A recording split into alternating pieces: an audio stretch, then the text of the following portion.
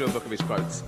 I love books of quotations. I read them for pleasure. I've got a few of these compilations. And one of my heroes is Winston Churchill. And went, give us the tools and we will finish the job. I thought, how inspiring.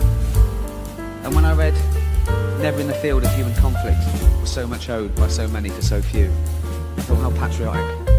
I read, it is a good thing for an uneducated man to read books of quotes. I thought, you cheeky fat git.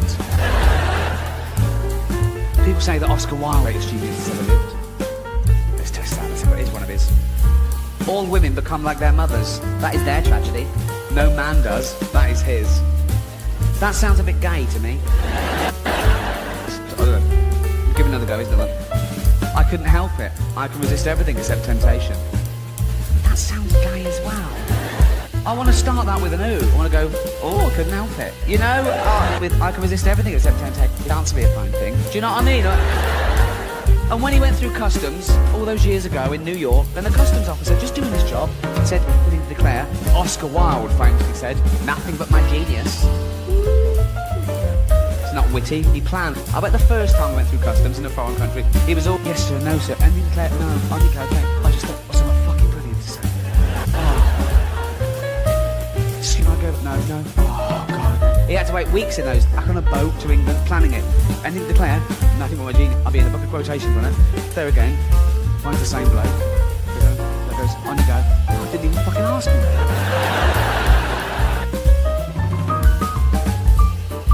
Excuse me, I didn't ask you if anything to declare.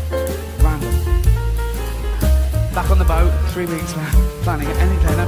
Gets there again, right? Gets in the same bloke's queue. This time he looks all shifty, so he gets called out. And the bloke goes, did you buy anything? That's not the question. Just say, have you anything to declare? Have you anything to declare? Nothing but my genius. Who's the butt plugs? Back there, right? I got fat because I was a greedy, lazy bastard. There's no other explanation. And I needed people that, they come to me now and they go, oh, well done, you look great. But they weren't telling me I looked terrible. They're basically saying I looked terrible. No one told me at the time. It was really taboo. I needed waiters to come over and go, fuck off, you've had enough. Right? And I've been criticised in the past for having a go at fat people. I've never had a go at fat people. I've only ever pointed out the fact that you get fat if you take in more calories than you burn off. That's simple science. I don't judge them in any other aspect of their life, but that's what happens. You get fat if you take in more calories than you burn off, okay? And that's indisputable, okay? Now, the thing is, people think I'm having a go. I'm not, because I don't judge them.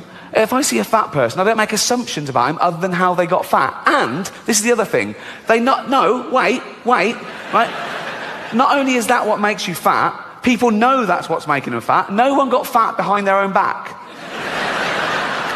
No one and went, what the fuck's that? Okay? It's not a surprise, it's a gradual process. You have loads of time to back out from this project.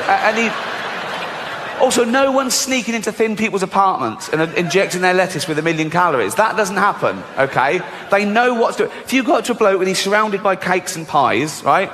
And you go, you know what's making you fat, don't you? He doesn't go, is it all the running? He knows what it... But I don't make judgments, okay, other than how they got fat, okay? If I see a fat person, I don't go, oh, he's fat, therefore he's jolly, right? A lot of them are miserable, aren't they?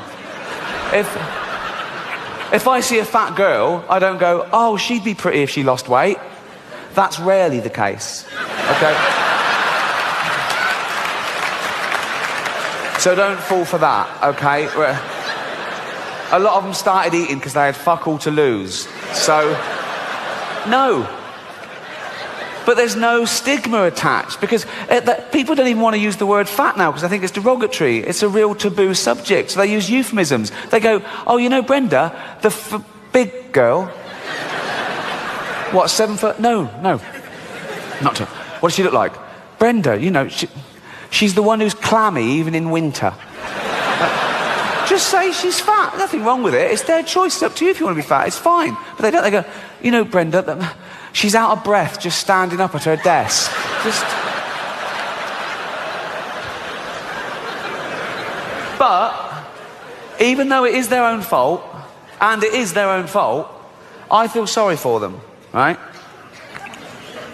No, I do, particularly fat women, because fat is a feminist issue. Men get fat and we just go, fuck it, all bought and paid for, you know. We don't come under the same constraints of society, whereas women are inundated with images of how you should be, size 0 models, this diet, that diet, look like this, keep your man. And they make such an effort, don't they, fat girls? They've always got lovely hair, aren't they? They're always having their hair. They've all got lovely hair. Always got lovely hair. Always got those lovely false nails, haven't they? They make an effort. Anything but jogging, right? They love high heels, don't they? They think it makes their legs look less. It doesn't. It just... You can just hear them coming now. I don't want any fat people to feel uncomfortable at one of my gigs, so next time, buy 2 seats. I'm joking. I'm joking. Shut up. I'm not having a go. I'm just pointing out, you know.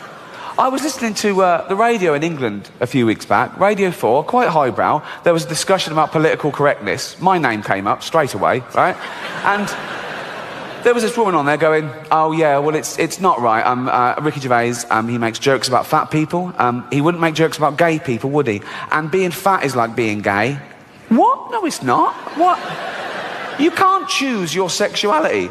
As we've established, you choose whether to eat too much or not. You know, with your sexuality, you're born, you grow up, you discover you like same-sex relationships, and that's it. You're gay, okay? For being gay to be the same as being fat, you'd have to be born, be straight, grow up knowing you're straight, but gradually and consciously wean yourself onto cock.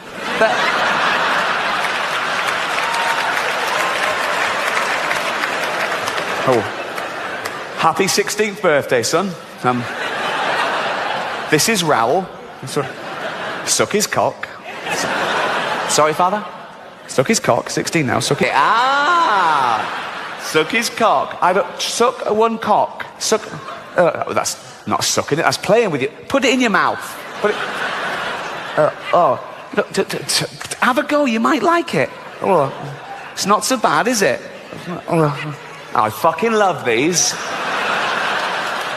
If that happened, then being gay would be the same as being fat, but it doesn't, so it's not, okay? I was on a plane last year, okay, going from New York to LA, okay? And me and my girlfriend were one side of the plane, there was the aisle, and the other side, there were these 2 huge fat women, okay? Proper fat. One of them just got on and went, can I have a belt extension? Yeah, of course you can, you've earned it, right? So... Proper. In fact, I was thinking of calling the pilot out and going, should one of us swap with one of them? Otherwise, we're just going to Canada. Do you know what I mean? And one of them was even fatter than the other one, okay?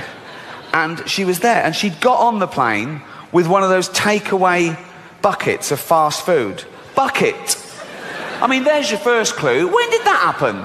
When did fat people just give up? When did they go into a shop and go, oh, fuck it, just treat me like a farmyard animal? Really? Give me it in a bucket. In fact, just strap it to my fucking head and I'll just... A bucket? Really? You want your meal in a bucket? Yes. Right? So, she's there and she's chowing down, right? And I swear, she turns to her fat friend and says, this is the best fried chicken I've had all day.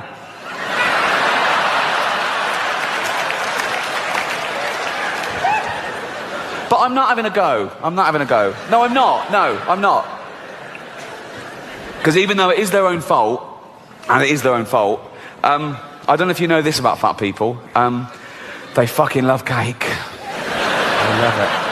They love it, right? And I blame the food industries, because you go into a supermarket and it's just packed with that stuff. Everything's packed with hydrogenated fats and extra calories and sugar and butter and everything, and they love that, okay?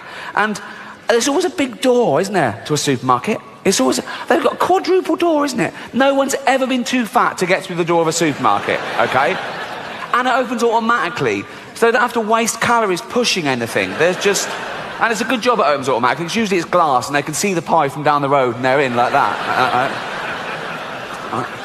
Grazing, right?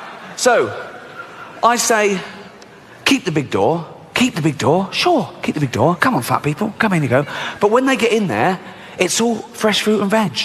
It's all whole grain. It's all stuff that's good for you, okay? Of course they'll be confused at first. They go, well, that's not real food to them. They think Brussels sprouts is packaging, right? They're looking, where's the cakes? Where's the cakes? The cakes are over here, but the cakes are through a different door. But this door is human-sized, okay? So now they go, there's the cakes. They go, oh, fuck, I can't get in. I can't get through the fucking door.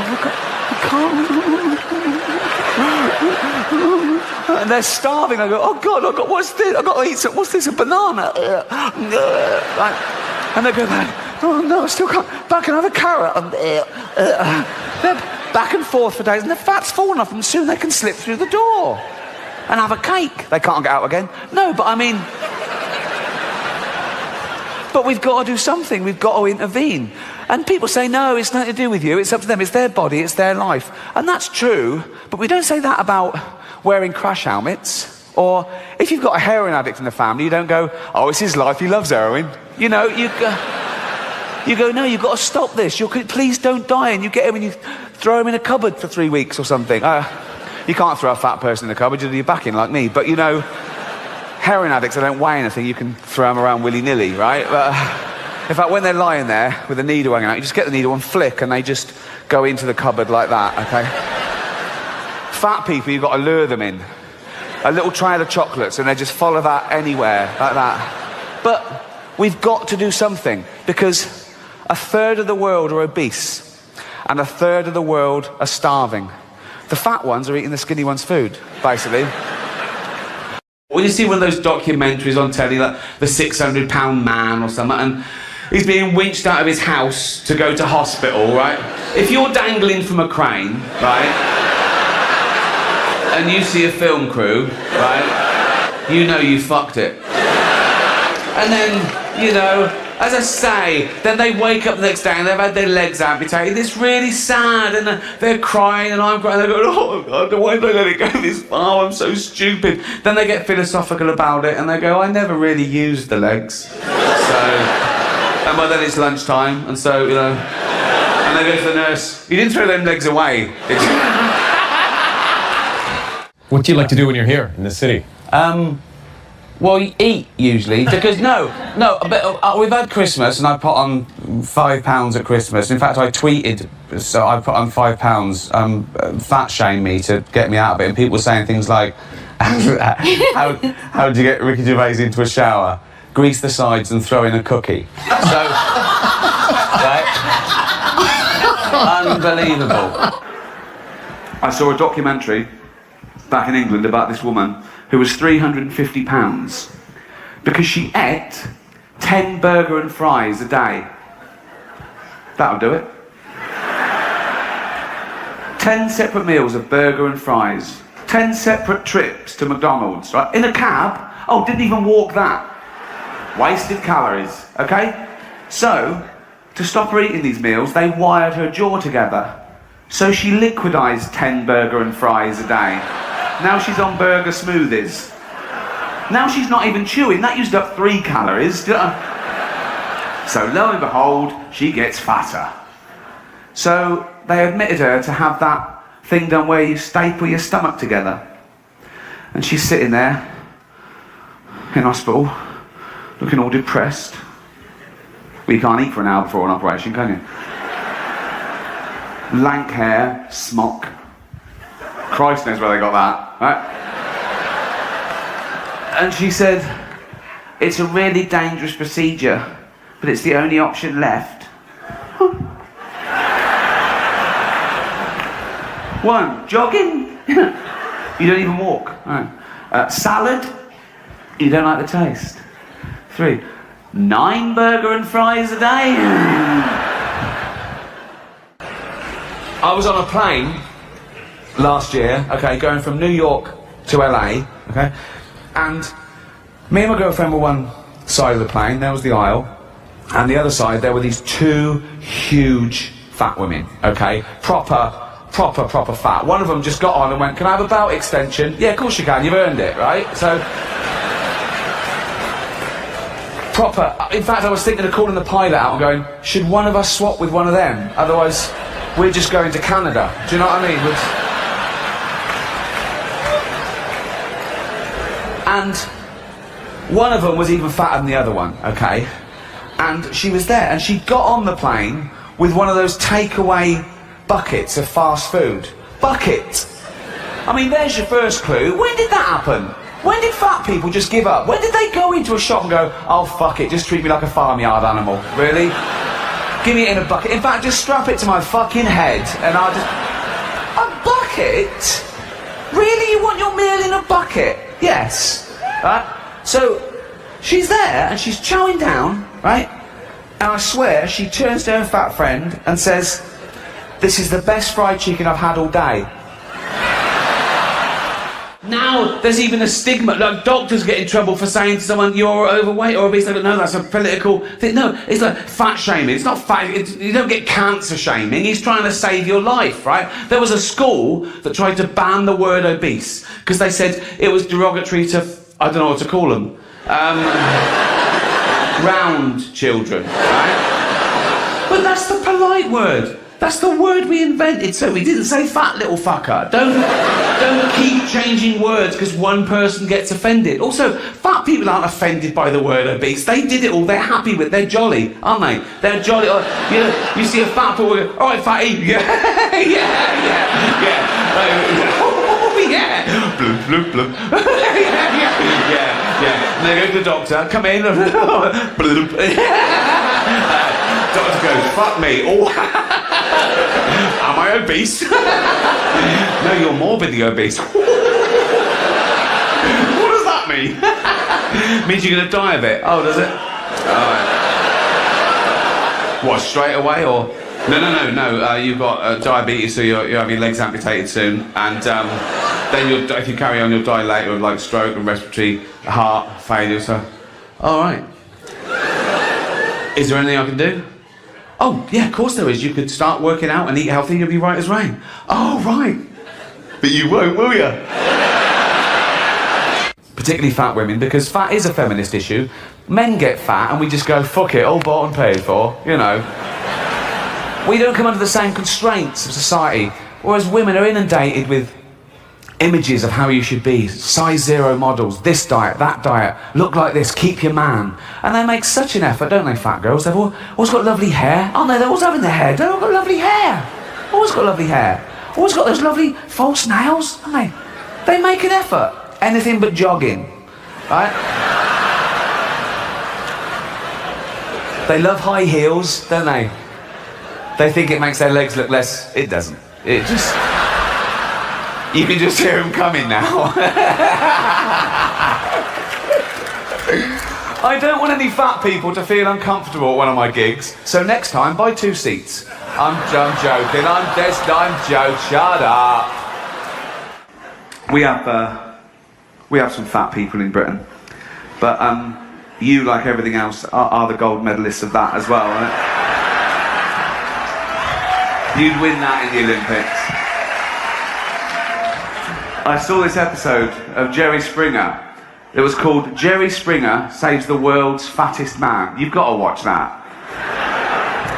So he's there going, okay, let's try and save this guy's life. He's got a heart of gold as well, he's like me, right? So it cut to this guy at home in his house. They couldn't bring him to the studio, they had a camera crew there. And I say house, he was in a trailer, obviously. And he was. He was like a big blob on the bed. He sort of filled the tray. He looked like an uncooked souffle. And you could just see like his eyes in this doughy mess. And he was going, I don't want to die, Jerry. I don't want to die. And I felt sorry for him. I got over that. And I said, how much do you weigh? And he weighed 1,000 pounds. 1,000 pounds. Now my point is this. When he weighed himself one day and he was, say, 500 pounds, Didn't he think then that was a lot? Didn't he go, that's a lot? For a human? For what is essentially a land mammal? That's a lot. I'll only have 8 breakfasts today. I'm overweight. Do you know why? Because I eat and drink too much. That's what does it. I don't judge fat people. I just know how they got fat. If I see a fat person, I go, well done. You know? You've eaten way more than you'll ever need. Same as me, right? If I see a fat couple, I go, yeah, that works, right? But then as they're walking along, right, and you see their little fat toddlers, and you go, oh, that's not fair, right? And the mother always goes, they love cake. Of course they love cake. They're baby mammals. We're the same species as we were like 200,000 years ago. We've got a hunter-gatherer brain, right? All this affluence is so much faster than our human biology. So when you get one of those cakes from the supermarket that's packed with fats and sugar, your brain goes, fucking hell, that's amazing. Keep eating that, there might not be food tomorrow. But there will be food tomorrow. The fridge is full and your mum's on the phone to Ocado. You know what I mean? I don't want to talk about it, but I do an awful lot for charity. But I think some causes are more worthy than others. Joking aside, obviously cancer's a very worthy cause, autism's a very worthy cause. But I got asked to do a benefit gig recently for sufferers of obesity. What? She went, sufferers of obesity. I went, do you mean fat people? She went, no, because obesity is, well, she actually went, no, because she was eating. She went, no, just, you know, between snacks, right? And she went, obesity is a disease.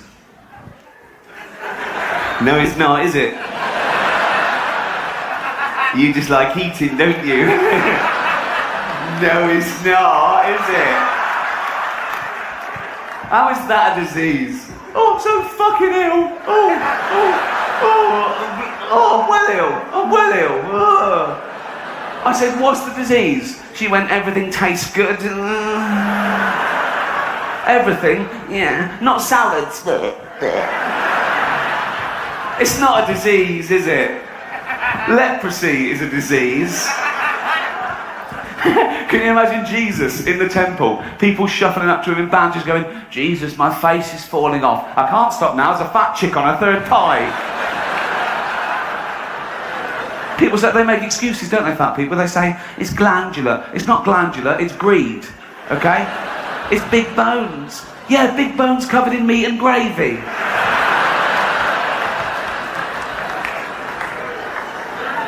They complain, and it's their own fault. Oh, I'm getting fat. Oh, look, I'm getting fat. Oh, aeroplane seats. They're not big enough for someone like me. No, they're not. Because if they were, we'd only get 12 fucking people on the plane.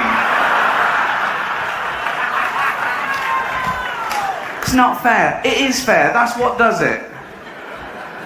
And if we're talking about fairness and aeroplanes, why is it I get the same luggage allowance as a guy who's 400 pounds? We're both allowed to carry on 32 kilograms to the plane. I want to go, no, he used up his 32 kilograms on his tits.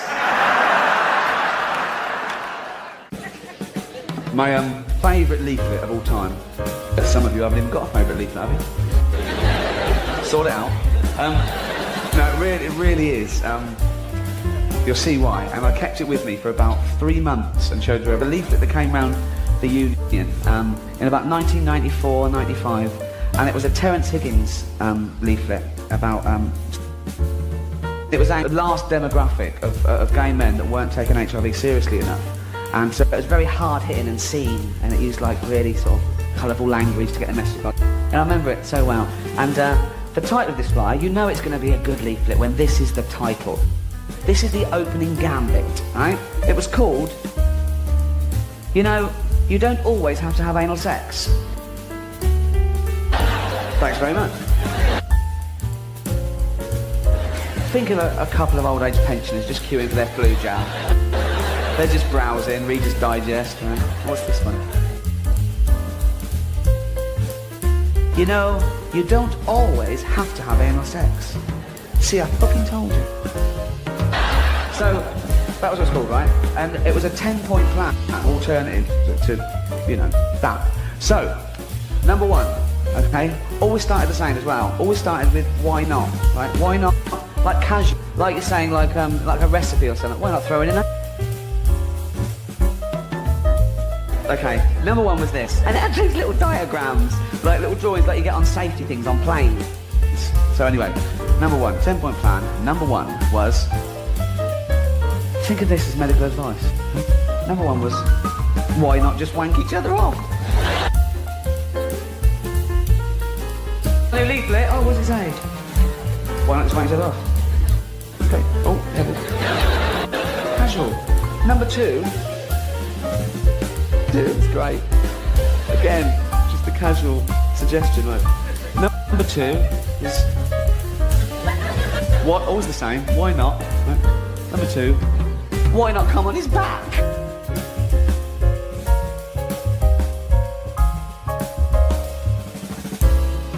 Why not? When is that? This is so casual. Why not? Imagine you queue up to see a GP. There you go, the GP will see you now, and he's sort of writing, "Oh, in, sit down. What can I do for you?" I'm gay and I'm worried about HIV. Come on his back.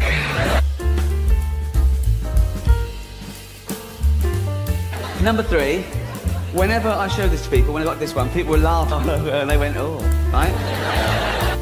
Number three, it's the worst one. Number three is, why not come in his hair?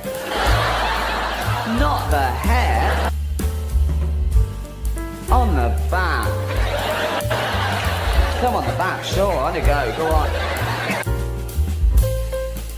Hurry up. Where are you fucking aiming at? Not on the hair. Fuck off. There. Fucking better not. I'm putting on a shower cap.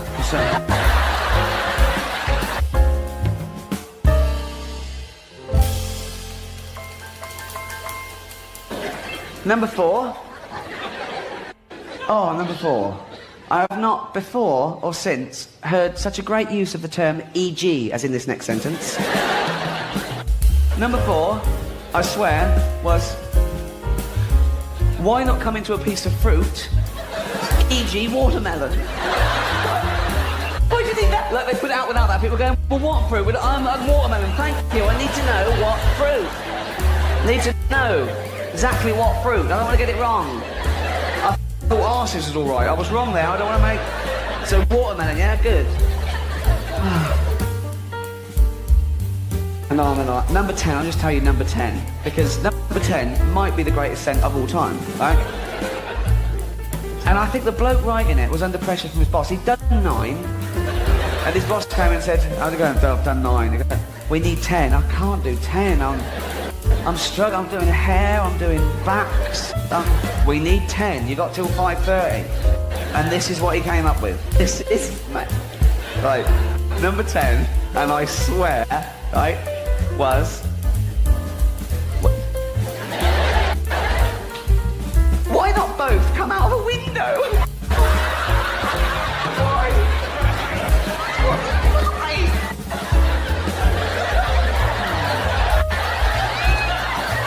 Ready? And it didn't even say make sure it's not a ground floor window. Morning. No, this is number 17, number 19. I think they're out.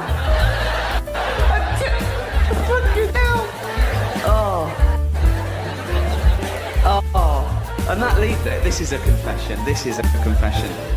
That leaflet must have affected me, and that was 10 years ago. Last summer, I was walking down Old Compton Street. It was about 10 o'clock at night, and I was walking, and just before I got to Mamma Mia, a pigeon shot on me. Obviously a pigeon, I went, oh. Then I went... What did I expect to see? 2 going, got him.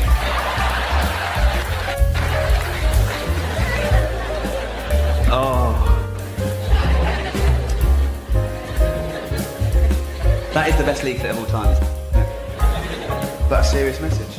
This is my first new stand-up, 7 years, if you don't count the Golden Globes.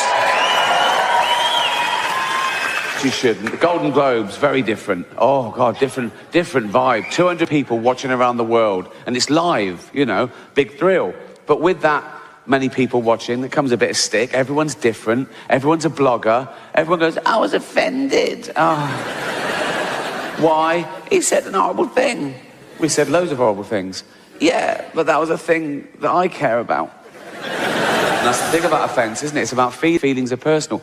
I don't care about the so-called backlash, you know, comedian in horror. Ooh, you know.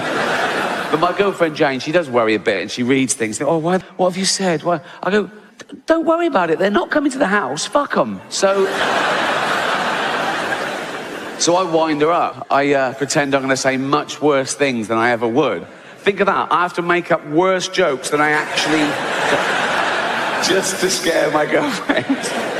So when I'm doing the Golden Globes, we go out about a week before. It's in LA. We fly out, right? And I'm right into the ceremony approaches, and, you know, they release sort of more presenters, and I take my pick. I go, oh, yeah, I've got a good intro for them. Yeah, I do. Yeah. Mel Gibson. Yeah, I'll introduce him. Yes. And about 3 days before this one, right, just to wind Jane up, I said, oh, I've got a good intro. She went, what? I said, Bill Cosby would make our next presenter sleep on the couch. Please welcome Helen Mirren. I didn't do it. She went, you're not going to do it? I said, no, I'm not going to do that. Next day, I said, is this too much then? I said, not even Bill Cosby carries enough tranquilizer to bring down this next magnificent beast. Please welcome Melissa McCarthy. I didn't do it. I'd never tell a joke like that. It's horrible. I was just doing it to annoy Jane. I'd never think of that. So don't... Even on the day, on the way to the red carpet, we're in the limo, just to wind her up, I said, oh, I'm going to start off with a funny little one-line, just an old-fashioned joke. She went, oh, what? I said, what did the deaf, dumb and blind orphan get for Christmas? And Jane went, I don't know. I said, cancer.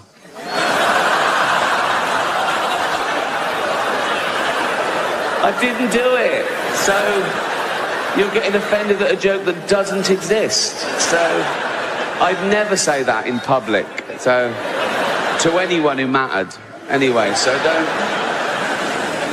It was, I didn't have to worry about offending anyone because it just happened, so... And the big controversy last time I did it was a Caitlyn Jenner joke, right? Oh, outrage on Twitter the next day. And by outrage, I mean a couple going, it was transphobic. It wasn't transphobic in the slightest. It was a joke about a trans person, but the joke had nothing to do with that aspect of her existence. And that's the other thing about offence. People get offended when they mistake the subject of a joke with the actual target, and they're not necessarily the same. I'll tell you the joke. You make your own minds up. Right. So... It's live, so... And now your host for the 68th Annual Golden Globe Awards. Please welcome Ricky Gervais. They come on, and they're all clapping, all the actors are looking up, smiling at me nervously. It's brilliant, right? So I just go, relax. I'm going to be nice tonight. I've changed. Not as much as Bruce Jenner. Obviously.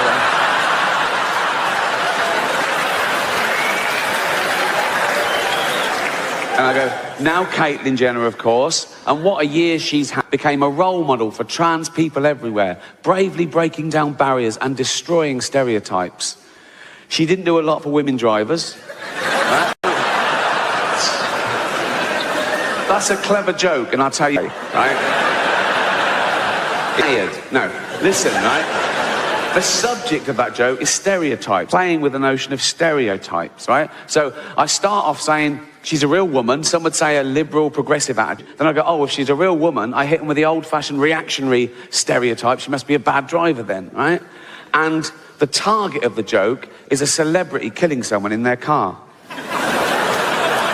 Let's not forget that, poet. A celebrity killing someone in their car, running home and popping on a dress. That's the target of the joke, just so we're clear, okay? She was interviewed about a week later at some press conference for a show she was in, now cancelled. And the press were around and one said, what do you think of the Ricky Gervais joke? And she went, maybe I should host the Golden Globes, right? And they tweeted that, and they atted me in, because they were Celebrity Feud, you know? It was clickbait, so I rose to the bait, obviously. I just sent, let her host. Just don't let her drive.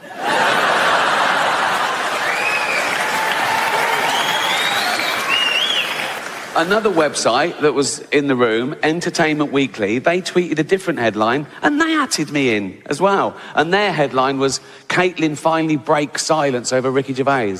I just sent back, at last. She always breaks too late. Bring it on. Bring it on. But I'm a considered comedian. I like my jokes to be accurate and my targets to be fair. So I was engaging these people. I was saying, why is it transphobic? And they were saying, it's about a trans person. I said, well, that's ridiculous. That's like saying a joke about Bill Cosby is automatically racist. It depends on the joke. But I was talking to them, I'm willing to learn, and I found out my crime was that I dead named her. Now, I'd never heard that term, before a day after the Golden Globes, and that was saying her old name, and even acknowledging that she used to be a man. But she did. I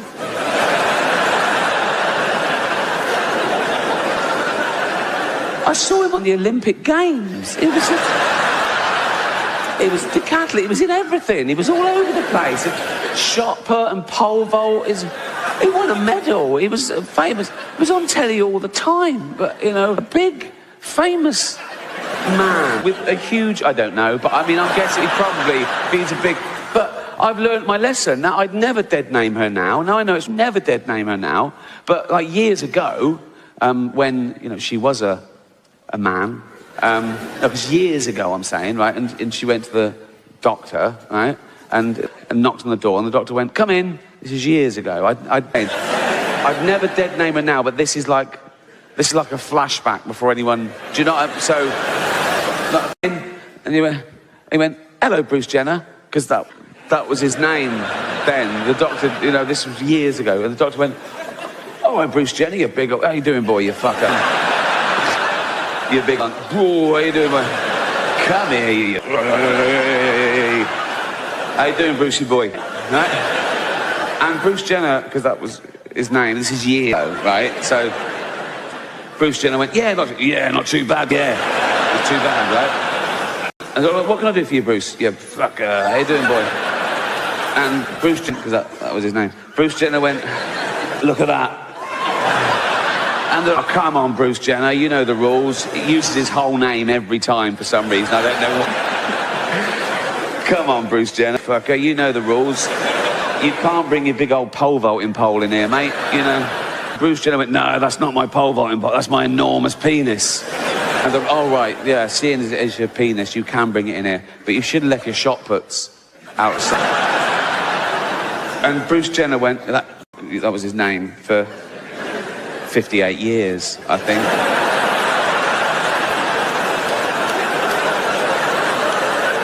He went, no, they're not my shot puts, they're my enormous testicles. That's where I keep my testosterone and my spunk and shit, right? And the doctor went, oh, yeah, that makes perfect. I'm a medical man, and that you're a big, you're a fucker. How you doing, boy? You're a big, you're big, and you would have a big old cock and balls. They're beautiful. They're a bit familiar, and I go, no, but you must be very proud of them, Bruce. Bruce Jenner went, oh, this is going to surprise you, doctor. I want to get rid of them. And the doctor went, what? Why? Oh, they get in the way. Get in the way of what? Fucking driving, for one thing.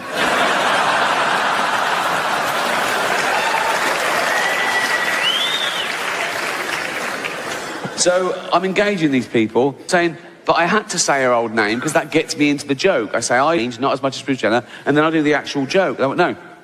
This is my second crime. I say, she hasn't changed, right? She's always been a woman because she's always identified as a woman, and that means she's a woman. Fine, if that's the rules, you are what you feel. If you feel you're a woman, that makes you a woman. Cool. I'm not one of these bigots that think having done is science going too far. In fact, I don't think it's going far enough. Because I've always identified as a chimp, right? Well, I am a chimp. If I say I'm a chimp, I am a chimp. Pre-op, but... and don't ever dead name me. Don't ever call me Ricky Gervais again. From now, call me Bobo. So, I'm going to have species realignment. I'm up there, to be honest. I'm sort of short with short legs and long arms. I sort of stoop like that. My back's getting hairier by the... I've got fangs. I love nuts. Oh, I love nuts. And once I was at the zoo and I could tell people were me, so I just started masturbating. So I am a chimp. I am a chimp if I say I'm a chimp. So I've got to live as a chimp for a year, then have hormones, get me all nice and healthy, like that'd be lovely, right? I'm going to stay a male chimp, so I can keep all that, right? A male hetero chimp, keep the same girlfriend. Jane will be happy, she loves me, she loves chimps, so, you know. And I reckon that's got to be easier for a man to turn chimp, we're so close, than for a man to turn into a woman in many ways. You know what I mean? A bit of hair, lip like that, as opposed to your cock and balls ripped off and a hole gouged out into... No, I'm a doctor, but that is the gist of it. I know which one I'd rather have done. And I'm not saying I think chimps are better than women. No way. Right? Any ladies, right? I can't see you, but to me, every single one of you is equal to a chimp. So I'm gonna have all that done. So, right, I'll do all that. I'll retain the ability to speak English, like in emergencies. If I'm talking to Jane, I'm going, she's going, what is it? What is it, Boo? Left the fucking oven on. There's a fire. Telling me that if Caitlyn Jenner was being chased by a wolf, right, and there was a big fence, she had a long pole, she'd revert. She'd be over fucking easy. So, all that done, all that, doing all that, right? Legally a chimp. I'll be properly chimped up. I'll be able to use chimp toilets and everything, right? And then I'll be walking along Hampstead High Street, holding Jane's hand. Come on, Bobo. Like that, right? Even old hands now, so I don't know why she's suddenly all over me just because I'm a chimp, right?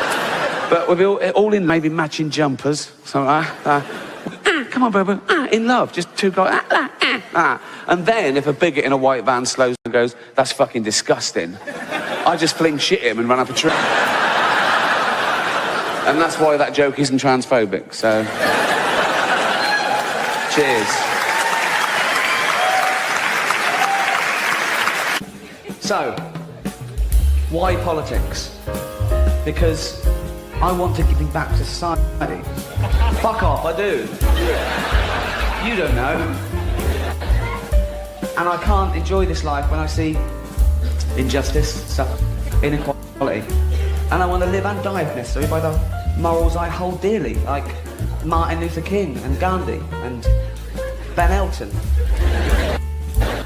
People have a problem with Ben Elton now. They think he's sort of sold out all his principles and just made as much money as he can. He's just an annoying little twat. That may be the case, but they never ever go at Gandhi, do they? That's what I'm here. No, that's what I'm here for. A bit of balance. Never mind having a go at Ben Elton. What about Gandhi? He could be annoying. To me. I'll tell you a story about Gandhi. A true story. When he came to England in 1930 summer, I haven't looked it up. It was taking 30 seconds. I can't be bothered. I'll have it ready for tomorrow. Right. 1930 summer, and he got off the plane. Pretty sure it was a plane. Heathrow. Terminal 1. And he gets off like, Mahatma Gandhi in our little country, surrounded by journalists. So I couldn't believe their luck. And one little journalist went, Mr. Gandhi, respectful, like, said, Mr. Gandhi, what do you think of Western civilization? And Gandhi said, I think it would be a good idea. Ooh, you sarky. Someone who doesn't want to get into a fight is a little bit... You know. And what happened to sarcasm being the lowest form of wit? Oh no, highest form of wit when Gandhi says it. If I'd have been that report, I'd have said, very good, I'm not putting that. I'll ask you again. What do you think of Western civilization? I told you I think it would be a good idea. All right, okay. I'm taking back your degree from London University. Oh, and your national health specs. What do you think of it now, Mr. Magoo? Sarky bastard. He went to the same university as me, University College London. And I think it was there where I turned away from politics, because I've been interested, sort of, you know, all my life, particularly at 15, 16, 17, becoming politicised, hanging out in the sixth form and discussing communism and stuff, and I did things like I used to sell anti-Nazi League badges and collect for them because it was noisy, mainly. And I even had that poster of Che Guevara on my wall at home to annoy my mum. It backfired, she thought it was Robert Lindsay. And then when I got to college, there were people better at that than me. I mean, there were people that really meant it. I was thinking, oh God, was I like that? I'll give you an example. I did philosophy, and after a few weeks, you had to choose your options for the 3 years. And compulsory subjects were logic and Greek philosophy, and you had to choose about 6 others. And I chose philosophy of science, philosophy of mind, morality. And there was a Marxism option.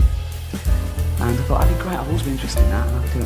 And it was only a small department, 25 people, and the tutors were all out, and you had to queue up and tick the thing you want. I looked over at the queue for Marxism, and there were 10 people in this queue. 3 of them were wearing berets. And I thought, God, I can't spend 3 years in a room with what I used to call at the time, cunts.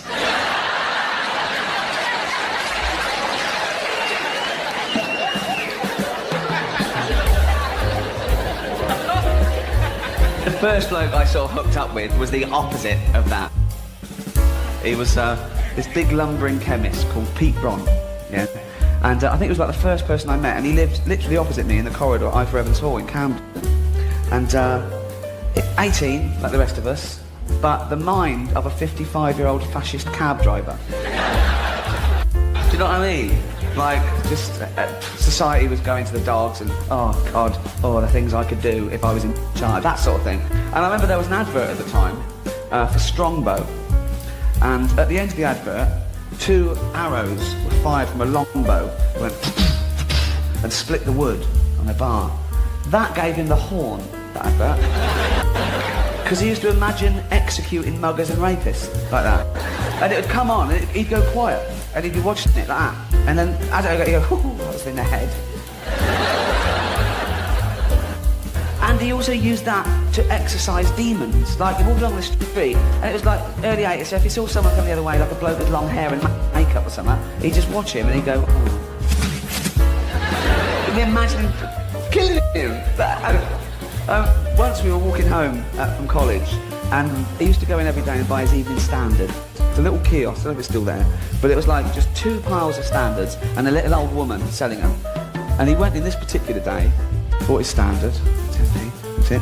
And the cover story that day was a big photograph of an old age pensioner. She'd been mugged, and there was a picture of her, cuts and bruises, awful story. And the old lady, just making conversation, she probably said it to everyone who came in that day. She went to Pete, it's awful, isn't it? And he went, yeah, yeah, she's 93, scarred for life. But you leave it, don't you? Pete went, well, it's not a scar for life then, is it? She went, what? You scar a baby for life, don't you? But if she lives till she's 100, she's only been scarred for 7% of her life. He did the maths for her. Like this old woman's meant to go, yeah, you're right, fuck her.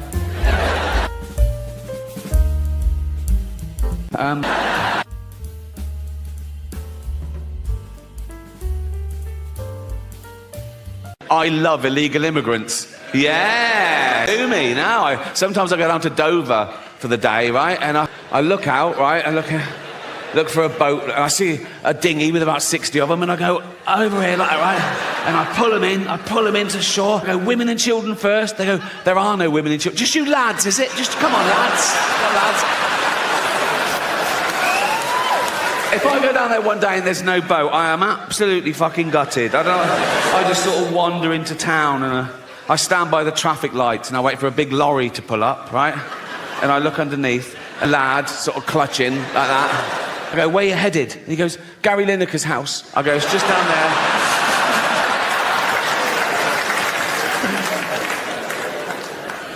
there. Yeah. Fuck borders. Fuck, we don't need borders, do we? Be like the Vikings. They didn't care about borders, did they? I've got a little bit of Viking blood in me. Well, because of all the raping they did. They say it was raping and pillaging, but it was mainly for the raping. I think they added the pillaging bit for the wives. I mean, they went down, just a bit of pillaging. Just pillaging. Diligent, babe. All right. Are you wearing your rape hat?